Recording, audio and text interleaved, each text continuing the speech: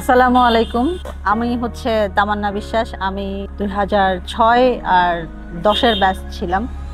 আমাদের সময়টা এত মজার ছিল। We had the opportunity to get some wonderful teachers like mister Mian. আমাদের ট্রেজারার স্যারকে পেয়েছি, প্রভিসি ম্যামকে পেয়েছি, তারপরে হচ্ছে গিয়ে আমানুল্লাহ স্যারকে পেয়েছি, কামালুদ্দিন স্যারকে পেয়েছি, মোজাফফর স্যার, চিশতি স্যার এবং মাই পার্সোনাল ফেভারিট হচ্ছে গিয়ে তানভীর স্যারকে আমরা পেয়েছি। মানে আমরা পড়ালেখার পাশাপাশি আমরা এত ফান করতাম, মনেই হতো না যে টিচার, ফ্যাকাল্টি, সিনিয়র জুনিয়র সবাই একটা ফ্যামিলির মতো। মানে কিভাবে যদি দিনগুলো চলে গেল, আসলেই ওইটা আমার লাইফের মানে গোল্ডেন টাইম ছিল আর কি।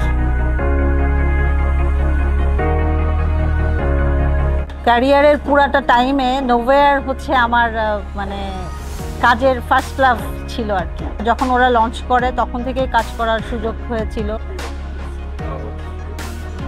বেবি কনসিভ করার পর থেকে আসলে আমার জবটা কন্টিনিউ করতে পারি নাই, যেহেতু প্রথম থেকেই কাজ করি। আমার কখনোই আসলে বসে থাকতে ভালো লাগে না। তো এইখান থেকে মনে হয়েছে যে না, I need to start something of my own. করোনার মধ্যেই আসলে যখন সব রেস্টুরেন্টগুলো বন্ধ করতেছিল, তখনই আসলে আমি মানে আমার মাথায় ভূত চেপে যায় এক ধরনের, যে না, আমি রেস্টুরেন্ট শুরু করব। আমার রেস্টুরেন্টের বয়স হলো প্রায় 3 বছর মতো হলো। আলহামদুলিল্লাহ ভালোই আছি আর কি।